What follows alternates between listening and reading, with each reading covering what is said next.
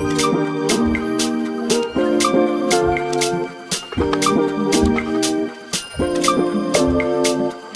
everyone, it's Loz here from Two Crafty Sheilas.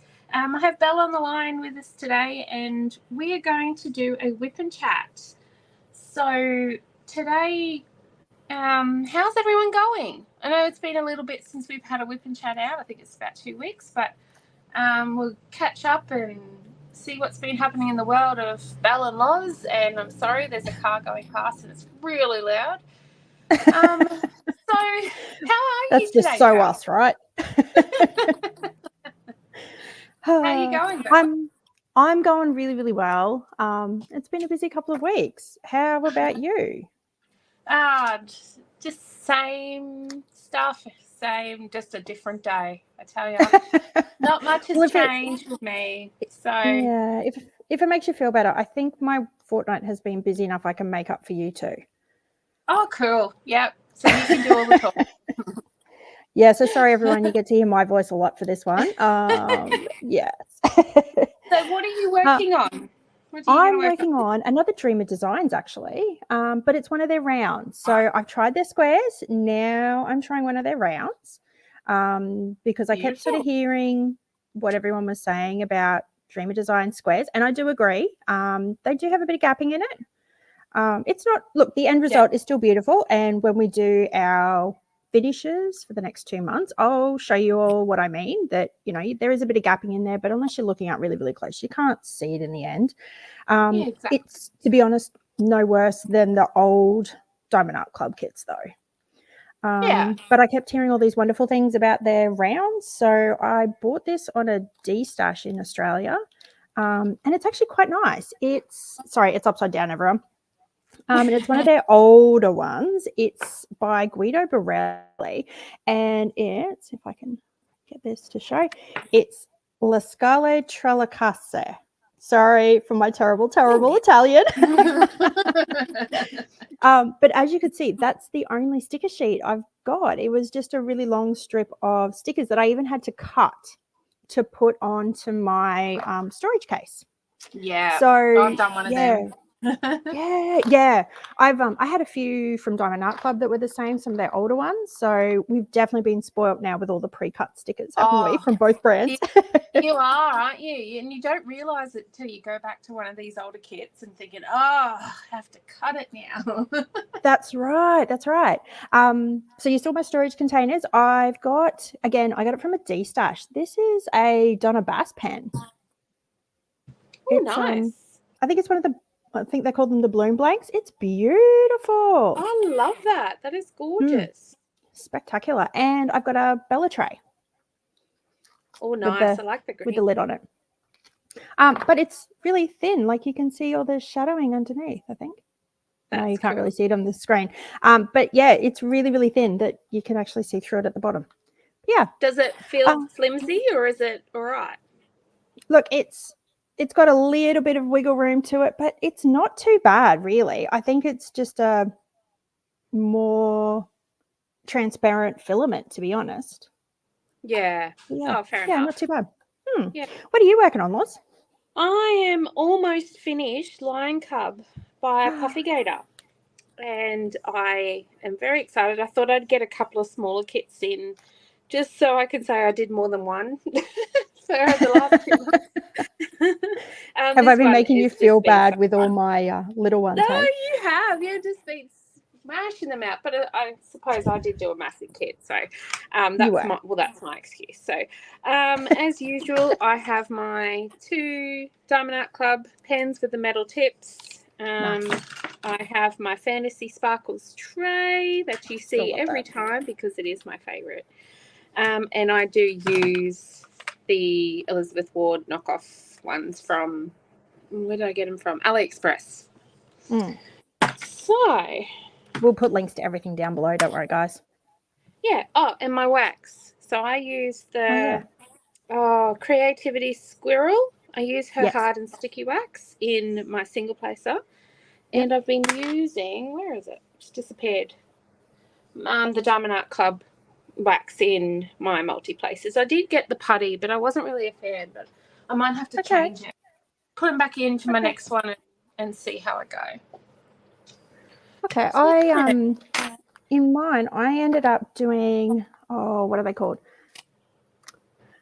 What's Deb's company? Putty? Ozzie Putty. Yeah. I think it's Ozzie Putty. So I got this one, which is a cute little sloth. And what scent was it? I don't even know. It's losing its scent now in the pen, so I got to remember. So it actually comes with a fairly big slab, to be honest. Like, that's quite big. I've noticed that. Yeah. Oh, this might have been a perfumed one. It wasn't too bad. To be honest, I got this before she had her whole website and everything, when she was just selling it on one of the Facebook pages. Righto. So I haven't tried her since she's gone up from there. So I think it was a little bit cheaper back then. But even then, for the amount of putty that you get, she's actually not badly priced. So I'll definitely put a link of that in the description below, and I'll find out the name of the putty scent that I got, and I'll put that in there too. But it was based on a perfume. I can't remember which one. Right. Yeah, quite nice. Yeah. All right. So do you have any update, or it's going to be all me? It's going to be all you. I tell you, I'm having to. Well, with me, I've just been working a lot more. For my company I work for, we've just got a massive new thing that's starting on July 1st. Getting rolled out by the government, and so it's we've all just been preparing for that and getting ready for it, and I'm part of the clinical support, so I'll be helping everybody that comes in with issues for the next 2 weeks, and pretty much doing the same for the last 2 weeks. Family have all been fine. Yeah. School holidays. Yes. The kids have they been keeping busy? They've had one day at vacation care. That was Monday. And they just did like competition games, and my daughter came first with the most continuous skips, so I'm pretty proud of her with the skipping rope. I think she said she got 190 something. Can't remember. Oh wow, good on her. And then they spent the night down at their nana's, and then they're going back down there tomorrow for a few more nights. So I'm quite excited about that. Date, right? Date weekend, whatever you want to call it. I'll probably just sleep. Are you going away again, or are you going to stay home? No, staying home. Yeah. Yeah, you don't have any more annual leave to go away again. Yeah. Gosh, I'm saving all my annual leave for this bloody hip replacement, so I can't go away anywhere. Yeah, true. Yeah. Although speaking of hip replacements, my father had one. Oh, that's right. How's he going? Oh, well, he's look, the surgery was a success. He did so well, and he recovered from the surgery really, really well. You know, the health professional in me can't help, but when he was in hospital, I went and checked his med chart, and I tried not to. I couldn't resist. Well, they leave it there for a reason, hey? Oh, exactly. I mean, it was fair game. It's fair game. Exactly. The nurse was doing OBS when I went in the first time, and she filled in the OBS form, and then she left the chart in the room and then left. And she'd already been told my job. My father told anyone who walked in the room. So it was honestly fair game. Yeah. Yeah. I will say I had alarm bells. So obviously it's fairly major surgery, total hip replacement. And, you know, the surgeon did the typical things, which I didn't have a problem with. You know, he prescribed analgesia, anti-inflammatories, and opioids for the first few days, which standard par for the course, doesn't faze me. However, my father is like a tank. He never takes pain relief. So he's completely opioid naive. Like, I could count on one hand the number of times my dad's even ever had Panadine Fort. Like, he just never takes it. He is a tank. So I checked the chart, and they'd prescribed Tarjan 2010. And I was like, that's a big dose for an opioid naive patient. Ooh. So while I was there the first night, so he hadn't been given the pain relief yet because it was the day of surgery. So the doctor came around. I was getting ready to leave because we didn't think he was going to come back, and he did. And so while he was there, like, I bailed him up and said, you know, look, I tried not to make it sound like I'd read the chart. So I said, I'm assuming you've prescribed analgesia. And like, his nurse, the nurse who was looking after Dad, was right there with him, with the doctor when he came around. And I said, like, Dad's opioid naive, you know, I'm assuming you've prescribed him pain relief. And the doctor said, oh yeah, I know, I only gave him a low dose because I know he's not on anything. I've only written 10-5. And I looked at the nurse because I was like, I can't make it sound like I've checked the chart. And I looked at the nurse and she's nodded and she's left the room. And he was due to receive his dose an hour later. And I said to my dad after they left, make sure you ask what dose you are getting, because we all heard 10-5. And I said that was charted at 2010. So the nurse comes around and Dad said, oh, so that's the dose that the doctor said, right? Because he couldn't remember the numbers. And the nurse, who had been in the room with me, said, oh yeah, it's what he's charted, and gave him 2010. Oh no. How did he react? Oh, he was a bit dopey.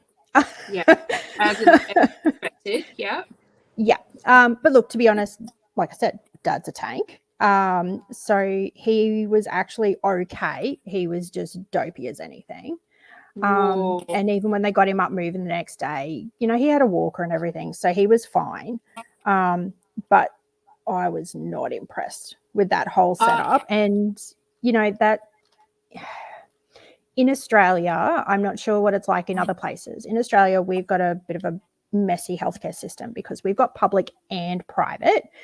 And basically it is universal healthcare. But for something like this, where it ends up being elective surgery, the wait time in the public system can be horrendous. So some people will also have private health cover for things like this, where they can get in a little bit faster. They can choose their surgeon and all that sort of stuff. So Dad went private. It just shows you the difference between public and private, where in the public system, in my experience, the nurses and the support staff will definitely query a dose with a doctor more comfortably than in the private world. Exactly. Yep. And I'm really shocked at that. You know, the amount that you would have had to check what was on that dose and be considerably bigger than what he told you. I was not impressed with that. And that's a medication error. Yeah. You know, there could have been a lot of detrimental side effects with that. You know, he really could have been a high risk for a fall. You know, he's an older dad. Like, my dad's in his late 70s. You know, high risk of falls anyway with a total hip replacement. Because in my experience, it's usually the anaesthetist that charts all the medication. So I don't think he would have charted it, the surgeon. Well, maybe I think it probably depends on the doctors then, maybe, because that was definitely signed off by his surgeon. Right. I saw the name charting, and where I've been involved previously in the public system, it was certainly the surgeons that were doing the charting with the assistance of the anaesthetist. Like, they'd usually discussed it, but the surgeons were charting. Wow, okay. But it probably just depends on the team. On the team, yeah. Well, I'm glad he's doing a lot better. Yeah, so he ended up having, should we say, bowel complications afterwards. Shock horror. He's got a high dose of opioids. And again, I'm floored. They discharged him before he'd had a motion. No. But hang on, did they ask? And maybe he's just said yes to get out of there. Okay, so I asked Dad that, and what his response was is he'd said, because I'd said to him, you've been in here for 3 days and you haven't moved. You need to before you leave, because I want to make sure that they haven't accidentally nicked something, that, you don't have any other complications that are going on. Like, we've got to play this safe. Yeah. And Dad understood what I was saying and he agreed. So the surgeon came around to discharge him on the Friday. He had the surgery on the Tuesday. They went to discharge him on the Friday, and Dad said to the doctor, I haven't had a motion yet. Am I still good to go home? And the doctor said, oh, I'm not that worried, but we'll give you something. We'll give you an enema before you go, just to try and kickstart things, but that's fine. So again, alarm bells. Yeah. So they gave Dad an enema, and the nurse had said to him, you'll feel like you'll need to have a movement, 10 or 15 minutes. Try to hold out for about half an hour. It'll work better. So Dad said that he managed to make it to about 20, 25 minutes, and then he went. Now, I'm really sorry, guys. It's going to get slightly graphic for a second. But he went, and he said he didn't have to strain or anything. But when he came back out, the nurse ended up saying to him, did you move anything? And Dad said, yes. Now, what I have an issue with is the way that it was worded is very misleading. Yeah. What Dad described to me later on was he said he had slightly loose farts. Oh. And I said, how much did you move? And he said, basically nothing. Oh, no. And I said, but did you tell the nurse that? And he said, no, she asked me if I moved anything, and I did. Yeah. Oh, goodness. So, like, the doctor was slack. Then the nurse didn't use what I'm going to call patient speak. Yeah. So it was a recipe for disaster. Then we had the added complication. He didn't actually get a catheter at the time. He's of the age group that he's higher risk of all the urinary issues post. And obviously then the bowel issues didn't help. But then Dad became urinary incontinent, which really upset him. And after a week, like, I let it go for a little bit because I was sort of like, you're recovering from surgery, getting moving, everything's a bit aggravated. And we were a week later and it was still bad. And I told Dad, ring the surgeon and find out whether you need to go back, like what we have to do. And he rang the surgeon's office, and the receptionist went and talked to the surgeon and came back and said, nah, you need to go see your GP. Oh my God. Comedy of errors, right? So then Dad rang the GP. The GP, knowing that he'd had surgery, agreed to do a phone consultation the next day because, of course, Dad can't drive. And rang, and the GP is one of the slackest in town. He's just a cop-out. Look, he wants his Medicare payment. He bog bills everyone. So he wants his Medicare payment, and he ends up getting someone to come in, and unless it's a basic antibiotic, he refers them for scans to specialists, to physios. Like, everyone's just referred. So I said to Dad, well, if that's the case, he's just going to refer you to a urologist. So I said, ring him, have the phone consultation. I will ring around and see what we can do for a urologist, and I'll tell you who to get the name for, all that stuff. Yeah. So I rang. There's 2 urologists in town. One's a visiting one from Brisbane, in the private sector, not in the public.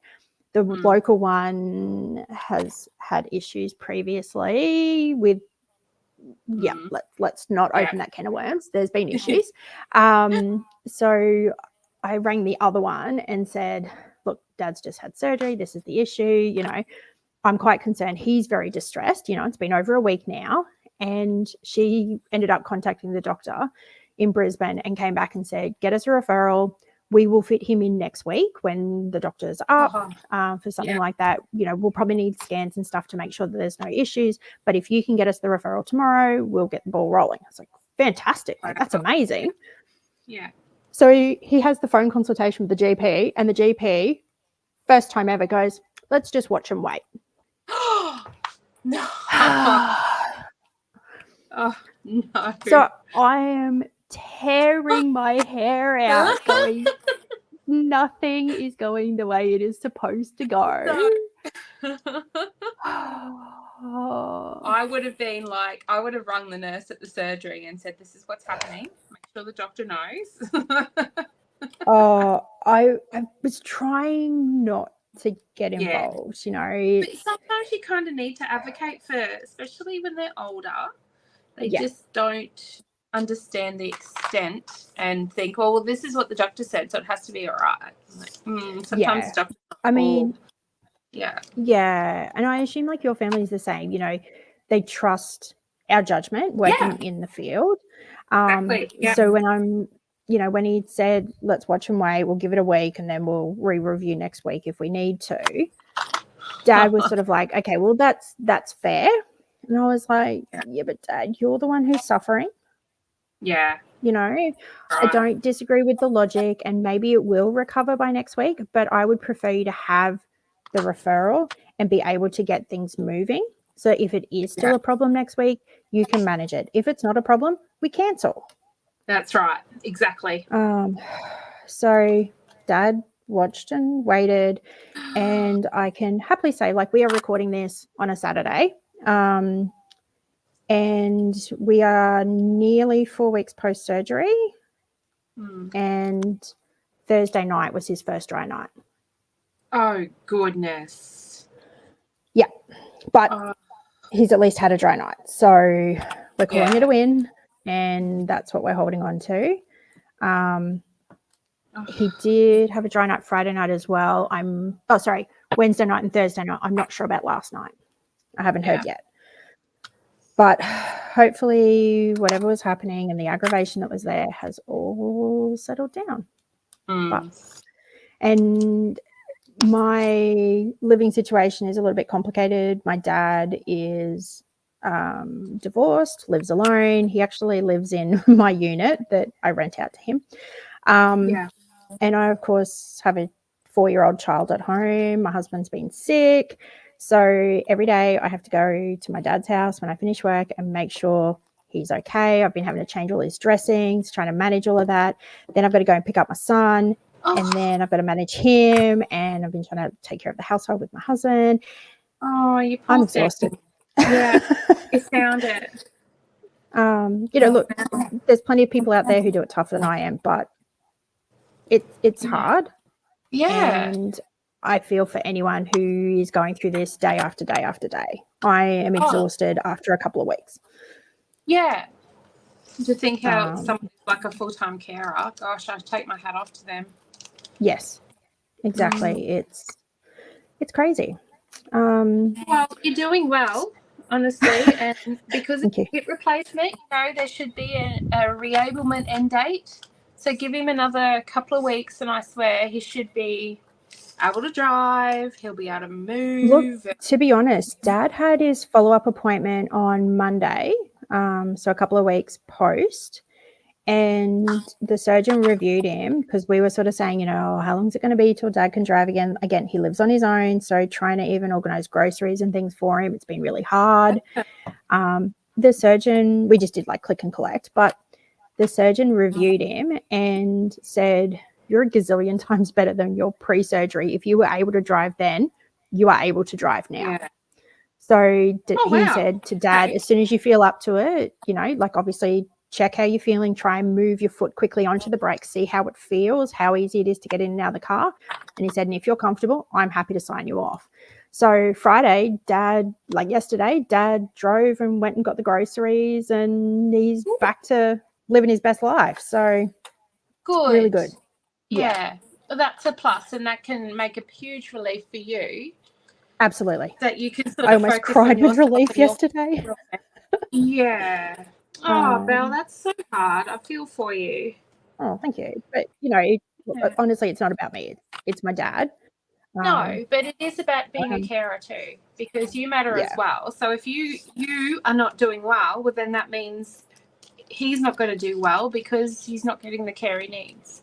So that's what I say to a lot of my clients and patients. We care about the carer as well, because if they're not there, well, they're going to be either be put in residential placement or in hospitals. So that's true. And I do the same thing with my patients as well, as when you find out that someone's a full-time carer. When are you having you time? You've got to have the break. And Yeah.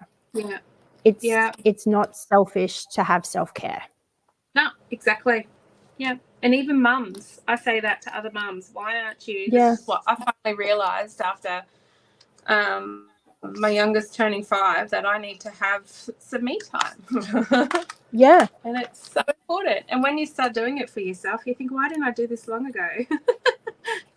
I know. It's absolutely crazy.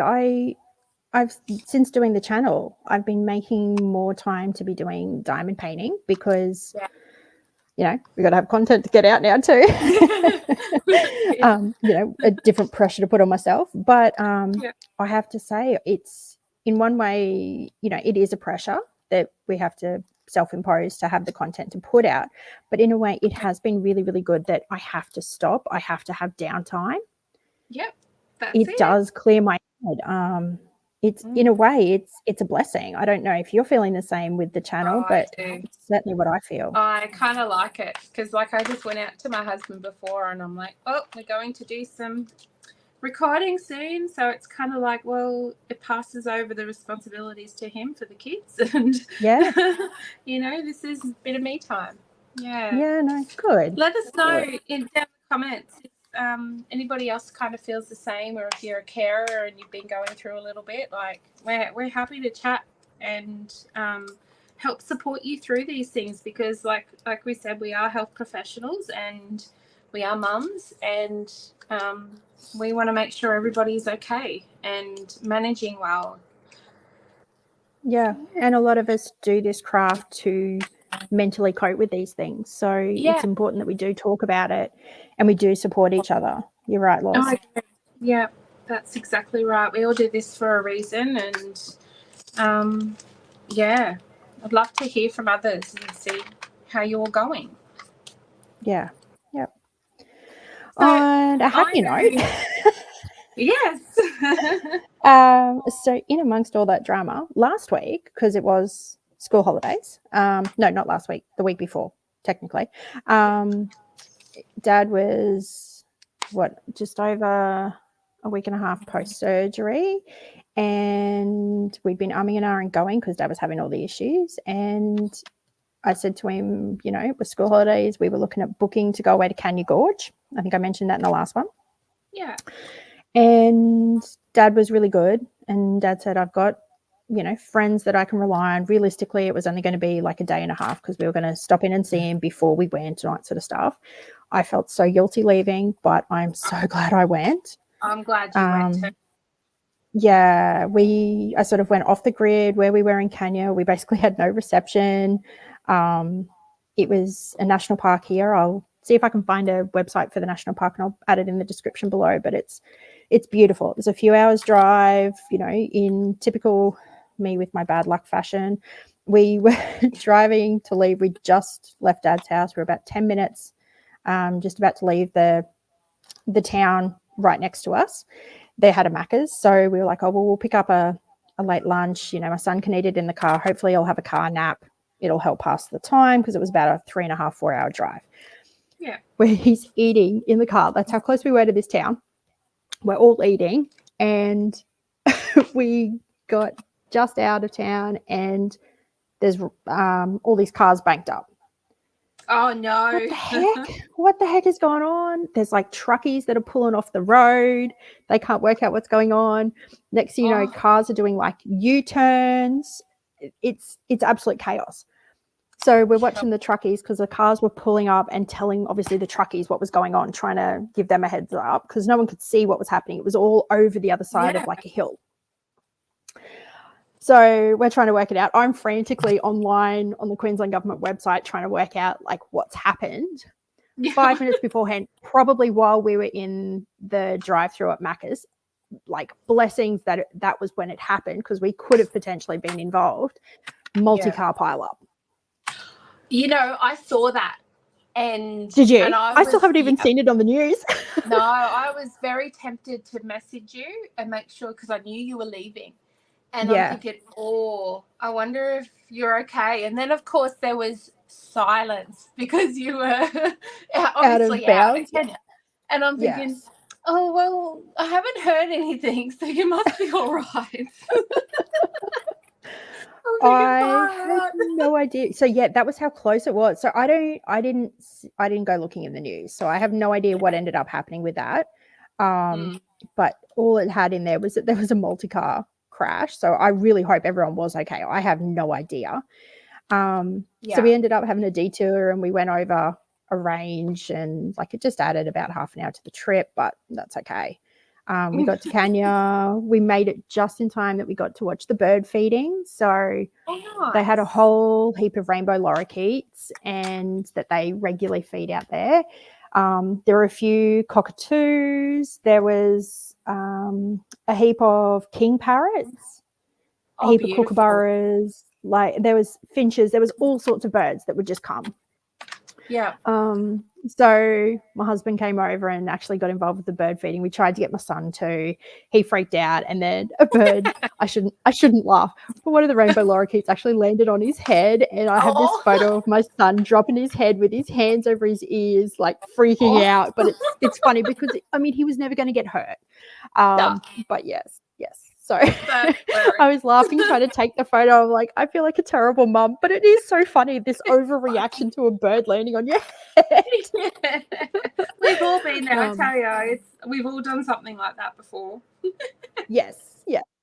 We comforted him afterwards, but I had to get the photo opportunity first. Yeah.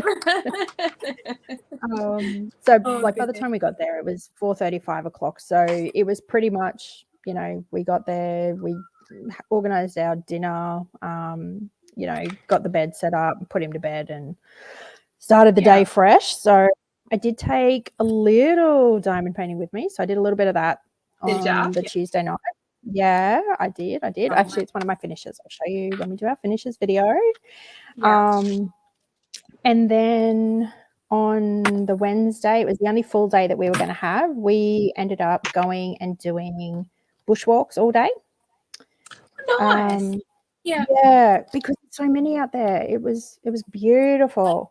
How did your kidlet go? How did he go? He did really well. We didn't know how he was going to get, so we did a lot of the shorter walks, so that at least if he did start to really get tired, we weren't really going to be able to carry him back, but we could have regular stops and it wouldn't be too far. But we worked out between all the walks, he would have done probably about 5 kilometers. Oh, wow. He did well. He did so well. We were about, 500-600 meters from the car park when we were calling it a day. We were going to go back and have some lunch and have a breather and rest for the rest of the day. We were about 500 or 600 meters back from the car, and he tripped over a rock. Oh, and no. He was just a little bit too far ahead of me. I couldn't grab him in time, and it was so unfortunate. When he went down, he actually smacked his face against a rock. Like, it's a dirt track, but he happened to land on a rock. He was instantly crying. Like, he didn't get knocked out. We weren't concerned from that. I kept an eye on him, made sure he wasn't throwing up or anything. But he was able to talk straight afterwards in between all the crying, and he knew what was happening. Like, there was definitely no concussion. Don't worry, I wasn't neglecting him. But he tripped over there. So we sat down for a bit. It was right near a chair rest point. So we sat down, had a rest, gave him a big cuddle. My husband carried him for probably about 50 meters, and then he was tired because it was still a little bit of like slopes and stuff that we were walking. And so then I sort of made a big thing for my son because I do have a back injury.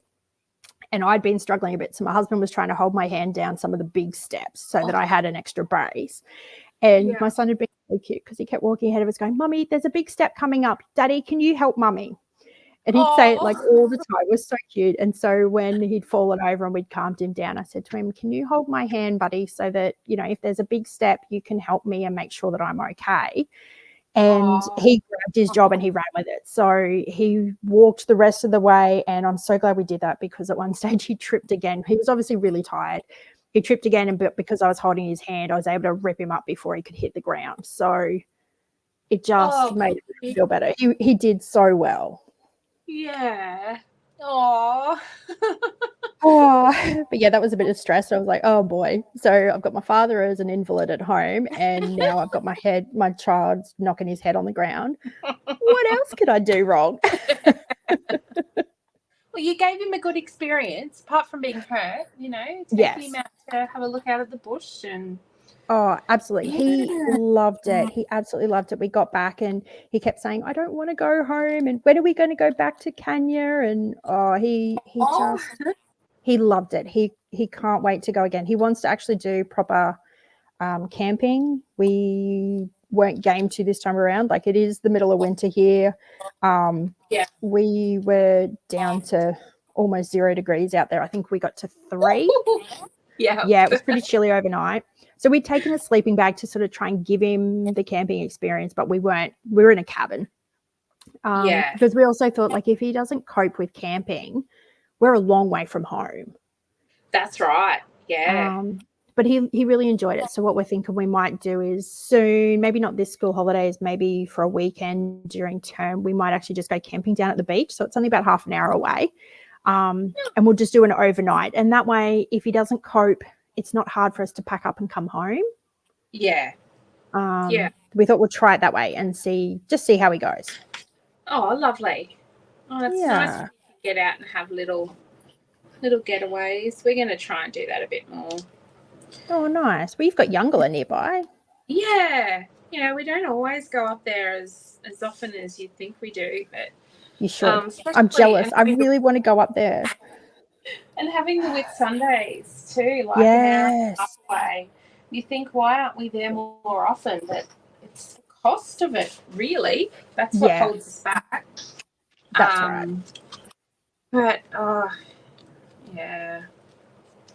Well, I finished it. I'm all done. Woohoo! I know. We can do our finishes video very soon now. We can now. Well, you can just listen to the last story that I have then, and then we can close off the video if you like. Sounds good to me. You can watch me failing miserably because my putty has sort of dried up, and I'm not going to reload it at this late in the game. No, I wouldn't. So I'm just failing with picking up my drills. They're going everywhere. I don't know where they're landing. It's great. So my last big event was last Saturday. I got my new car. Yay! How exciting! Yeah, you'd think so. Yeah. Sound great. I told you that I wasn't really keen on this dealership anyway. Yeah. They have not ingratiated themselves to me with their terrible customer service. It did not improve when we went in to collect it. The guy who we had been dealing with, he ended up being off sick. Look, I'm not going to begrudge them that happens. It's fine. You know, life is what it is, and I will never be upset over that. But he'd already said to us the dealership opens at 9 o'clock on a Saturday. So he said, come in at 8:30. I'll make sure I'm there early and we'll sort it.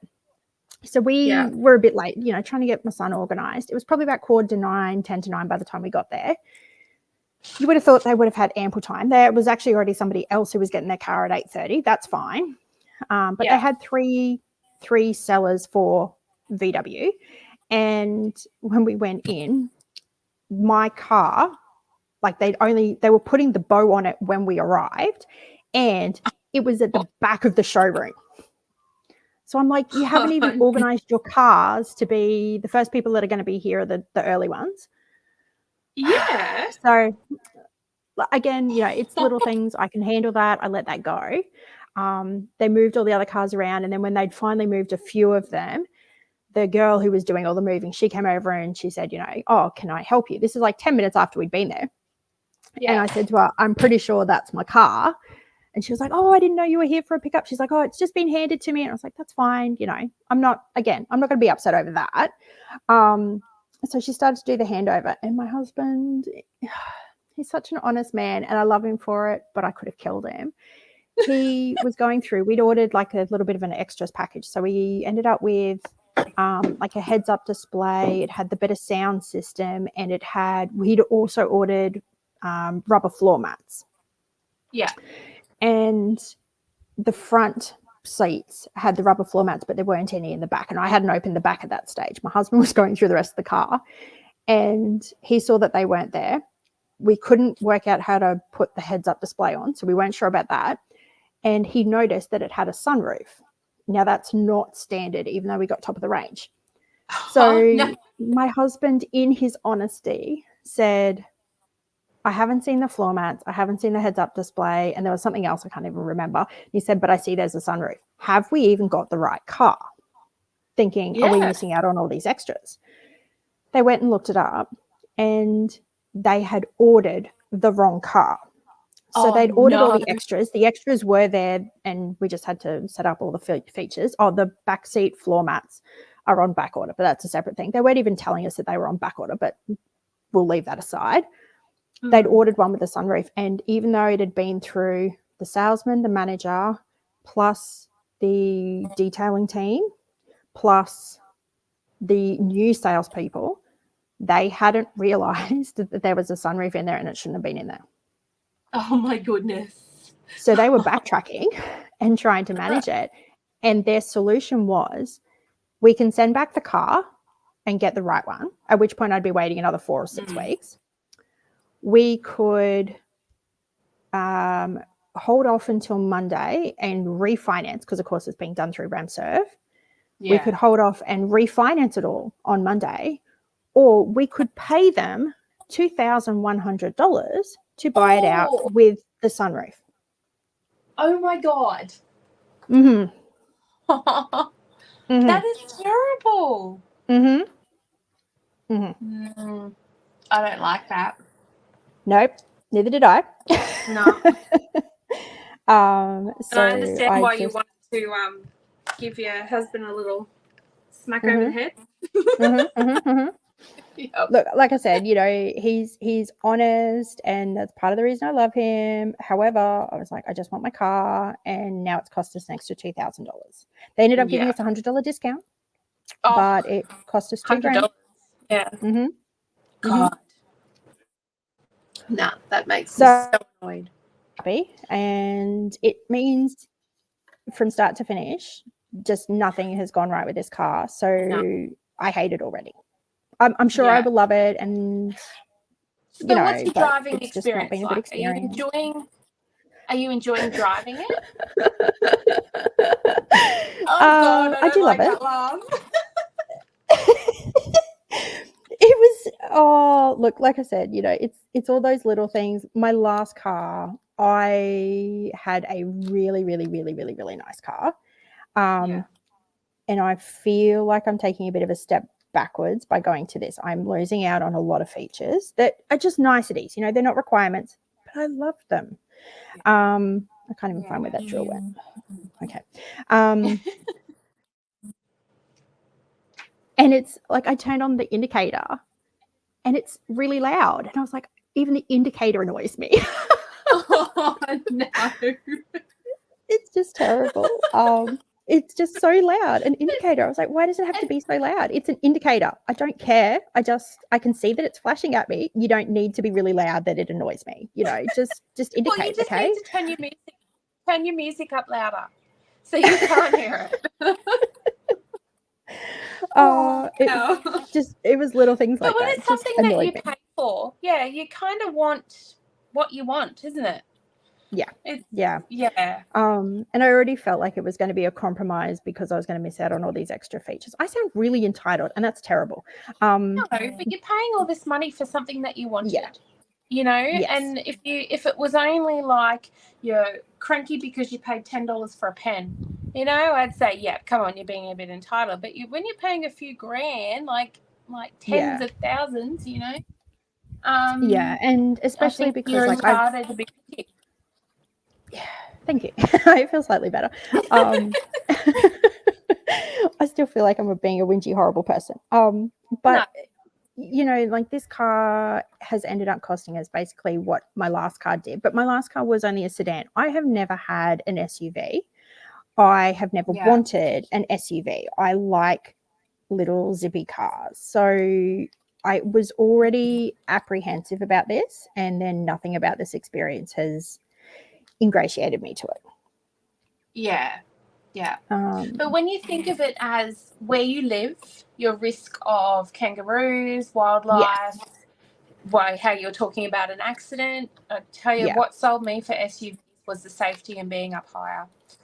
True. It's just kind of the compromise you have to make when you have kids now, you know, you kind of change your view on what cars you like. And I think, well, I never saw myself having a four-wheel drive. I hate it. I hate seeing parking next to cars that are four-wheel drives. I always complained about it. Yep. But Yep. I think, well, it's safer in the long run because of where we live. We don't live in big cities. We live rural, and you kind of need that safety. That's true. But it's even like my last car was a very safe car, even being a sedan. Yeah. I'm not even going to bother filling the tray again. I will just stop and chat now. But it was it was a really safe car. My last car actually had a safety feature in there where if you, for some reason, you know, hit a pedestrian, and that's actually what it was designed for, was if you hit a pedestrian. Like I was going, I'm clearly not going to hit a pedestrian out here. I am more likely to hit a roof, but it was a pedestrian feature to try and protect the pedestrian as well as the car. It actually had, and I'm not joking you, it had little tiny explosives in it that were to actually release the bonnet to help them bounce. So they were less likely to smash into the windscreen and to bounce a little bit higher up and sort of roll over the roof. Now, obviously, they were still going to get hurt. Obviously, the car was still going to be an issue. But that was actually a safety feature in my last car. Now, I have never even seen or heard of that in any other brand. No. So I've lost that feature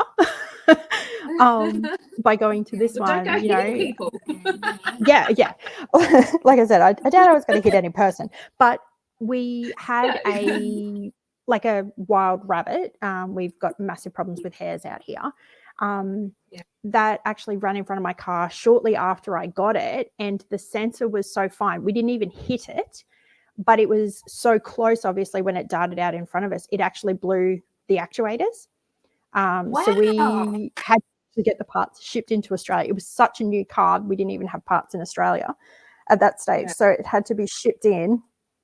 And they were trying to claim that we'd hit something, but even they couldn't find a dent. They couldn't find hair. They couldn't find blood. They found nothing on the car, and they were like, maybe it was the sensors a bit too sensitive. So yeah, it was a really good safety feature, but that was in a sedan, not even in an SUV. Not in an SUV. Yeah, fair enough. You're just going to have to be extra careful now. That's right. It's okay. I'm much higher up, so now it's just going to full on run into the front of the SUV. Yeah. It's got no chance of bumping up into the windscreen. That's what we're going to say. Yep. You got a big bonnet now, so that's right. Watch out, pedestrians. Oh no. On that really happy note. Yes. Oh no, I feel terrible. I can't leave it at that note. We have to finish up with something else. I don't know. We're just us laughing is enough, isn't it? Surely. I would hope that our listeners don't think we're genuinely wanting to hit people. Oh my gosh. God, if they believe that, there's something wrong, hey? You never know. But they know us. They know. Our subscribers join us for a reason. So yes. So next we're crazy Aussies. That's why they join us, right? That's right. Yeah. So next Whip and Chat, Belle will not be telling us about how she hit a pedestrian. We'll be talking about amazing stuff. Hopefully, so don't worry. I will not be telling you about an upcoming court case. Yeah. That's right. All right. On that note, we're not preempting the future. Everything's fine here with us. No pedestrians were injured. We hope you all have a wonderful week ahead. Let us know in the comments what you're up to, what you're working on, and how you're going. And we're going to work on some more videos now, and we'll catch you next time. So have a great week, everyone. We'll see you later. Thanks, everyone. Bye.